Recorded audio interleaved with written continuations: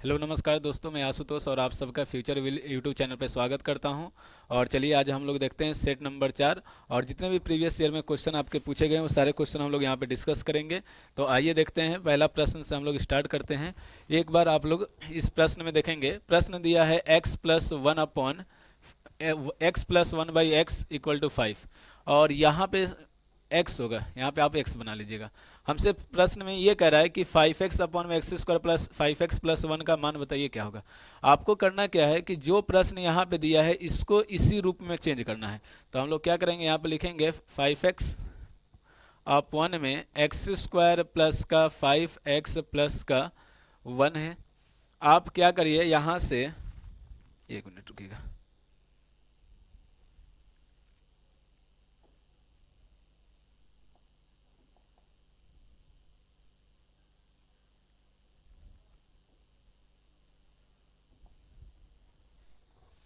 चलिए देखिएगा, ऊपर से हम लोग क्या करेंगे, ऊपर से नीचे से x कॉमन करना है। ऊपर x है आपका, नीचे से x कॉमन करिए। तो आप x कॉमन करेंगे तो यहाँ पे एक x बचा प्लस का, यहाँ से 5x कॉमन हो गया, यहाँ पे क्या आ जाएगा 1/x आ जाएगा। अब इस x से ये x कैंसिल हो जाएगा, ऊपर क्या रह गया आपका 5 और इसको एक साथ लिखिए तो x+1/x और प्लस का 5 बाहर। देखिए इसकी वैल्यू कितनी है हमारे पास, तो इसकी वैल्यू है 5। तो हम लोग कह सकते हैं कि 5 में 5 प्लस का 5 अर्थात हो जाएगा 5/10 और इसको आप कैंसिल करेंगे 1/2 आ जाएगा। कौन सा ऑप्शन सही है आपका, तो ऑप्शन नंबर आपका सी सही है, 1/2 हो जाएगा। ठीक है, चलिए नेक्स्ट प्रश्न पे चलते हैं हम लोग। अगला प्रश्न देखते हैं, अगला प्रश्न आपका क्या दिया हुआ है। देखिए अगला प्रश्न कह रहा है कि अजय एक कार्य को 15 दिन में पूरा कर सकता है और विजय उसी कार्य को 20 दिन में पूरा कर सकता है। यदि दोनों एक साथ कार्य करे कार्य को 4 दिन तक करे तो बताइए कितना कार्य शेष रह जाएगा। देखिए ए कितने दिन में कार्य को कर रहा है, तो ए आपका 15 दिन, तो यहाँ पे आप लिखिए 15। और आपका विजय जो है उसको हम 20 से व्यक्त करते हैं। विजय कितने दिन कर रहा है, 24 दिन, यही सॉरी 20 दिन। विजय कितने दिन कार्य कर रहा है, 20 दिन। देखिए इन दोनों का एलसीएम कितना हो जाएगा, 60। 15 के टेबल में 60 4 बार में आएगा और 20 के टेबल में 3 बार में। सवाल कह रहा है कि अगर दोनों मिलकर 4 दिन तक कार्य करते हैं तो देखिए दोनों का औसत अगर हम लोग दोनों का देखें कि उनका समय यानी कितना लग रहा है इफिशियंसी, 4 और 3। तो आप दोनों को करेंगे तो 4a+b=4+3 और कितने दिन कार्य करना है, 7 दिन, अर्थात ये टोटल कार्य कितने कर देंगे, 28 यूनिट कार्य कर देंगे। करना कितना है, 60 यूनिट। तो आप क्या करिए, 60 में से 28 माइनस कर दीजिए तो आपके पास कितने बचेंगे, 32। हमसे प्रश्न में ये कह रहा है कि आप ये बताइए कि इस शेष कार्य यानी जो बचा हुआ है वो कितना में होगा। तो यानी शेष कार्य इसका कितना बचा है, 32/60 कर दीजिए। 4 से करिए 8 बार में, 4 से करिए 15 बार में, अर्थात कितना बचेगा शेष कार्य, 15/8। तो शेष कार्य आपका कितना बच जाएगा, 15। तो कौन सा ऑप्शन सही है आपका, बी, ये ऑप्शन आपका सही है। चलिए अगले प्रश्न पे बढ़ते हैं, अगला प्रश्न देखते हैं। अगला प्रश्न क्या है आपका, कह रहा है ए और बी किसी काम को 72 दिन में। तो यहाँ पे लिखेंगे a+b किसी कार्य को कितने दिन में कर रहे हैं, 72 दिन में। फिर कह रहा है कि बी और सी यानी उसी काम को 120 दिन में, तो बी प्लस सी 120 दिन में कर रहे हैं। फिर कह रहा है कि ए तथा सी मिलकर कितने दिन में कर रहे हैं, ए और सी 90 दिन में कर रहे हैं। तो देखिए इन तीनों का आप क्या करिए, एलसीएम ले लिए। कितना एलसीएम आएगा, 360। इसके टेबल में अगर हम लोग देखें तो 360 कितने बार में आएगा, वो आएगा आपका 5 बार में।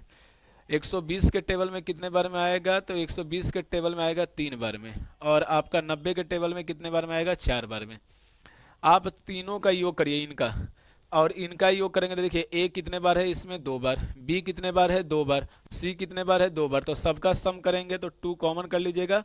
ए प्लस बी प्लस सी बराबर इनकी दक्षता कितनी हो जाएगी, 5+3+4। अब यहाँ पे आएगा 2a+b+c और इधर हो जाएगा 12, क्योंकि 8 और 4 12। 2 से काट दीजिए, कितने बार में चला जाएगा, 6 बार में। a+b+c बराबर कितना आएगा, 6। आपसे पूछ किसका रहा है, तो देखिए कह रहा है ए अकेला उस काम को कितने दिन में कर सकता है। यानी काम कितना है, टोटल 360 काम है। ए अकेला कितने दिन में करेगा, तो जिसकी निकालना है यानी ए का निकालना है तो हम क्या करेंगे, बी और सी को हटा देंगे, यानी बी सी मिलकर कितने दिन में कार्य को करते हैं, 3 दिन में। तो हम लोग क्या करेंगे, यहाँ पे 3 रख देंगे, तो ए प्लस 3 बराबर 6, अर्थात ए अकेला कितना समय लेगा, 3 दिन। तो यानी हमसे पूछा कितने दिन में समाप्त कर देगा टोटल कार्य को, तो टोटल कार्य कितना है ये, तो ए के द्वारा कार्य जो होगा वो आपका 360 बटे में 3 अर्थात 120 दिन में उस कार्य को क्या कर देगा, ये समाप्त कर देगा, क्योंकि ए अकेला कितने, उसकी दक्षता कितनी है, 3 है। तो आपका कौन सा आंसर सही हो जाएगा, ए ऑप्शन सही हो जाएगा। चलिए अगले प्रश्न पे चलते हैं, अगला प्रश्न देखते हैं, अगला प्रश्न क्या दिया है आपका। देखिए प्रश्न में कह रहा है कि 50 छात्रों की कक्षा में औसतन 70 अंक प्राप्त किए गए प्रथम 25 छात्र। तो सबसे पहले देखिए 50 छात्र कितने औसत यानी पा रहे हैं आपका 70 अंक, तो आप यहाँ पे क्या लिखेंगे, 50 गुने 70, परसेंटेज का चिन्ह हटा देंगे, और 25 छात्र कितने कर रहे हैं, तो 25 गुने 60%, तो 60 प्लस का फिर बाकी कितने बच गए, 24, तो 24 लिखा है, 24 कितने प्राप्त कर रहे हैं, 80, और जो रह गया वो x मान लेंगे, यानी कि टोटल कितने थे, 50, तो 24 ये हुए, अब 25, 24 25 कितने हो जाएंगे आपके 49, और एक रह गया, अच्छा तो उसको हम x मान लेते हैं। अब इनकी गुना करो तो 7 बचे 35, ये 3500 हो जाएगा, और इसकी गुना करो तो 25 छके 150, यानी कि आपका 1500 हो जाएगा। प्लस का इसको कर लीजिए 0, 8 चौके 32, और 8 दूना 16 और 3 19, प्लस x 3500 माइनस का, इनको ऐड कर लो, 0 2 और 9 यानी कि आपका हो जाएगा 9 और 5 14, 2 और 1 3 बराबर x, माइनस करेंगे 3420 3500 में से तो 80, यानी कि 80% आपका आ जाएगा। तो आपका आंसर कौन सा सही हो जाएगा, सी ऑप्शन आपका सही है, 80% प्राप्त करेंगे, ठीक है ना। चलिए अगले प्रश्न पे बढ़ते हैं हम लोग, अगला प्रश्न देखते हैं क्या दिया है। कह रहा है कि दो संख्याओं x तथा y के बीच अनुपात जो है आपका 5:7 है। x और y का अनुपात कितना दिया है, तो x और y का अनुपात दिया है 5:7। आपसे कह रहा है कि उनका योग जो है वो 36 है, यानी इन संख्याओं का योग कितना है, 36 है। तो सवाल में बोला है तो x का मान होगा, यहाँ पे x होगा, क्या होगा, x का मान हमसे पूछा है। देखिए इनका योग कितना दे रहा है, 36, यानी कि हम दोनों का योग करें तो 5 और 7 कितना हो जाएगा, 12। 12 यूनिट किसके बराबर है, 12 यूनिट आपके 36 के बराबर है। हमें चाहिए क्या, x का मान, x बोले तो x का अनुपात कितना है, 5। यहाँ पे भी देख लो x का अनुपात कितना है, 5, तो हमने 5 यूनिट चाहिए। तो हम लोग क्या करेंगे, यहाँ पे 5 यूनिट लिखेंगे, इस 12 को इसके डिवाइड में भेजेंगे और गुने में कितना करेंगे, 5। 12 से ये 3 बार में, और 5 से 15, यानी कि आंसर कितना आ जाएगा, 15। कौन सा ऑप्शन सही है, बी ऑप्शन सही है। चलिए उम्मीद करते हैं ये प्रश्न आपको समझ में आ रहा है। नेक्स्ट प्रश्न पे चलते हैं हम लोग, अगला प्रश्न देखते हैं। बहुत आसान प्रश्न दिया हुआ है, आपको क्या करना है, इसको सरल हल कर लेना है। यानी कि 27 को हम लोग क्या लिख सकते हैं, तो देखिए पहले लिख देता हूँ मैं, 27 माइनस का 2 रूट कितना दिया है, 48, और प्लस का अंडर रूट 147। देखिए 4 रहने दीजिए, 27 को हम लोग लिख सकते हैं 9 गुने 3, माइनस का 2, 48 को लिख सकते हैं 16 गुने 3, और प्लस का 147 को हम लोग लिख सकते हैं 49 इंटू 3। देखिए 9 का वर्गमूल कितना होता है, 3, तो 3 बाहर आ जाएगा, रूट में क्या बचा, 3, रूट में क्या बचा आपका 3। यहाँ पे भी 4 बाहर आ जाएगा, 16 का वर्गमूल 4 बाहर आ जाएगा, रूट में क्या बचा, 3। और 7 49 होता है, तो 7 बाहर आ जाएगा, यहाँ पे 3। तो देखिए ये हो जाएगा 12 रूट होगा, क्या होगा ये आपका 12। ये कितना हो जाएगा आपका 12 रूट 3, क्योंकि 4 3 12, और इधर कितना हो जाएगा -8 रूट 3, और प्लस का 7 रूट 3। देखिए 12 में से 8 घटाएंगे तो 4 बचेगा, अर्थात 4 रूट 3 बचा, और प्लस का इधर कितना है 7 रूट 3। देखिए 7 और 4 11, तो आंसर कितना होगा 11 रूट 3। कौन सा ऑप्शन सही है आपका, तो डी ऑप्शन आपका सही हो जाएगा, ठीक है ना। इस टाइप के जब भी प्रश्न आए आपको क्या याद रखना है, इसके वर्गमूल याद रखने हैं। अब वर्गमूल में क्या करना है, जो भी वैल्यू आएगा उसको बाहर कर दे जाना है रूट से, और फिर आपको उसको सॉल्व कर लेना है। चलिए अगले प्रश्न पे चलते हैं, अगला प्रश्न देखते हैं क्या दिया है।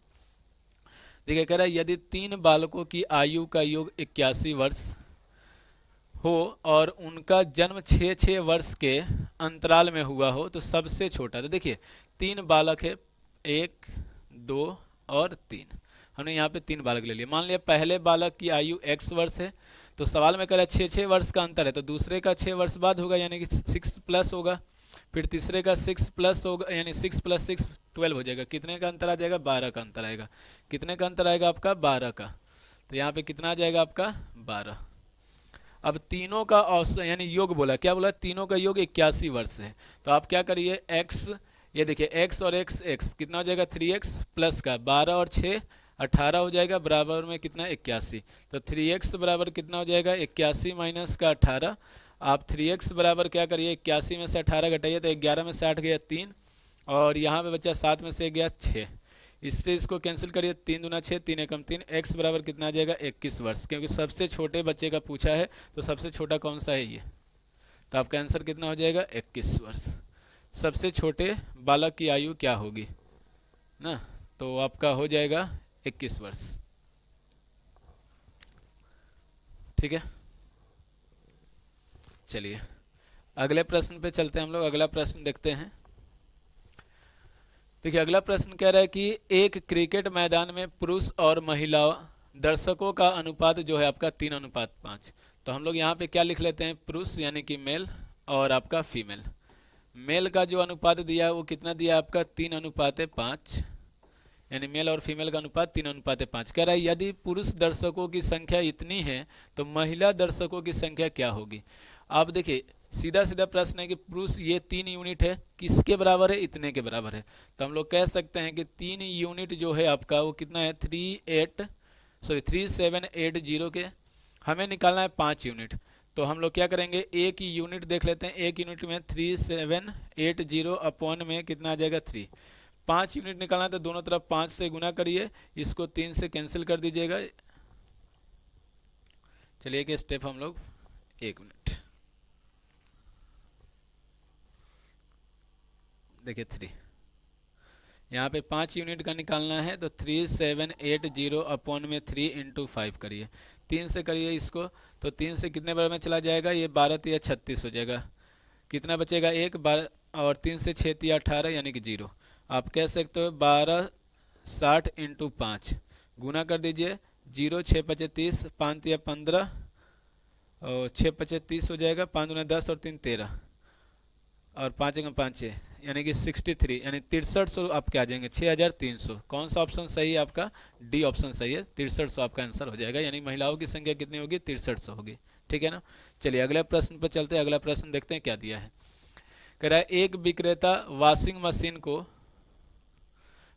मशीन पर अंकित मूल्य 7500 रुपये लिखता है और उस पर 6% का छूट देता है। यानी अंकित मूल्य उसका कितना है? तो अंकित मूल्य कह रहा है वो 7500 रुपया अपने से लिख रहा है। तो आपको क्या करना है कि उसकी बिक्री मूल्य कितना होगी? तो बिक्री निकाल लीजिए या उसी को कह लीजिए एसपी। तो 7500 पे कितने का छूट दे रहा है वो? 7500 पे 6% का, यानी कि आप 100 में से 6 घटा दीजिए, कितना होगा? 94 अपॉन में 100। 94 अपॉन कितना हो जाएगा आपका? 100। 94/100। देखिए 2 जीरो से 2 जीरो कैंसिल कर दीजिए, कितना बचा? 75 गुने कितना? 94। अच्छा हम लोग इसको एक काम कर सकते हैं, 15 गुने 5 गुने 94 लिख लीजिए, मल्टीप्लाई करने में आसान हो जाएगा।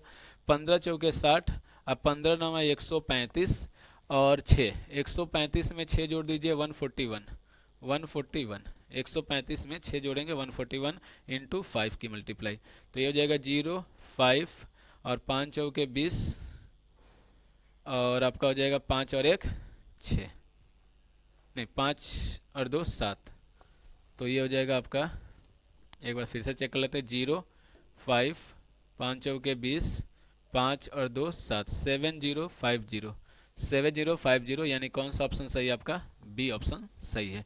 तो उसकी बिक्री मूल्य कितनी हो जाएगी आपकी? 7050 हो जाएगी।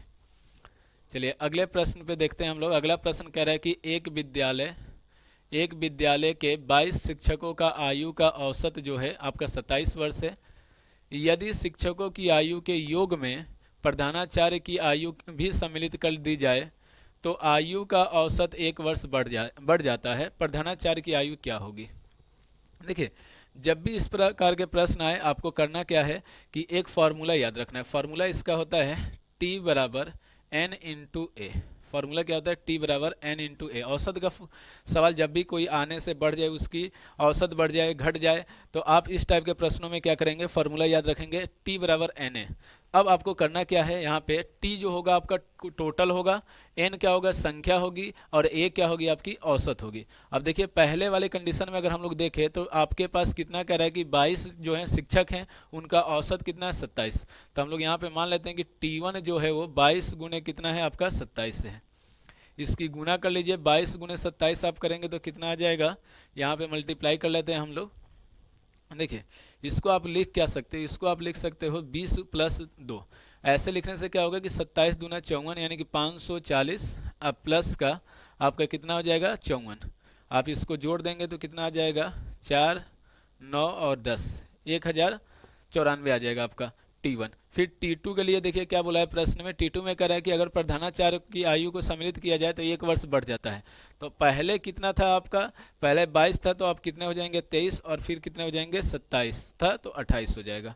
अब 28 और 23 की गुना कर लीजिए, यहाँ पे चेक कर लेते हैं, 28 और 23 की मल्टीप्लाई 8 तरीके कितना हो जाएगा, 24, और 3 दूना 6 हो जाएगा, 6 और 2 8, ये हो जाएगा आपका 8 दूना 16, और 4 और 1 5, ऐड करेंगे 4 आएगा, इधर कितना हो जाएगा आपका, 8 6 14 हो जाएगा, और 5 और 1 6 हो जाएगा।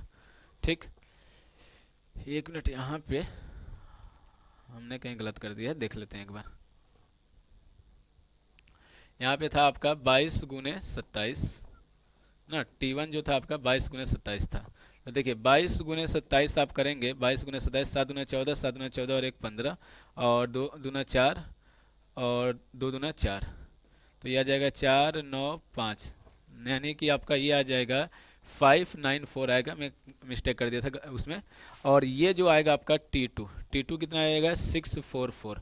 आपसे सीधा सीधा पूछा है प्रधानाचार्य का, तो दोनों का अंतर लीजिए, T2 माइनस T1 निकाल लीजिए, 644 माइनस का 594, माइनस करेंगे आप तो देखिए 0 हो गया ये, और 14 में से 9 जाएगा, 5 बचेगा, ये कट जाएगा, यानी 50 वर्ष। तो प्रधानाचार्य की आयु कितनी होगी, 50 वर्ष होगी, अर्थात आपका कौन सा ऑप्शन सही है, आपका डी ऑप्शन सही हो जाएगा। ठीक है ना। चलिए नेक्स्ट देखते हैं प्रश्न आपका क्या है। तो ये प्रश्न आपका समाप्त हो गए, और आप इसके जितने भी क्वेश्चन आपको दिए गए हैं वो सारे क्वेश्चन आप उसकी प्रैक्टिस करिए। कहीं पे भी कोई डाउट होता है तो आप हमारे यूट्यूब चैनल पे आप उसमें कमेंट बॉक्स में जाके कमेंट करिए कि आपको जो भी प्रॉब्लम हो रहा है, या किसी चीज़ को अगर चाहते हैं कि नहीं इस टॉपिक को स्टार्ट किया जाए, तो उस टॉपिक को भी हम लोग स्टार्ट करेंगे। और खूब अच्छे से मेहनत करिए। और शाम में आपकी 6 बजे से जो है आपकी जीएस की क्लास रहती है, 7 बजे से आपकी रीजनिंग की क्लास रहती है, और 8 बजे से जो है आपके हिंदी की क्लास रहती है। लाइव आप क्लास जुड़ना ना भूलें। तब तक के लिए जय हिंद, जय भारत।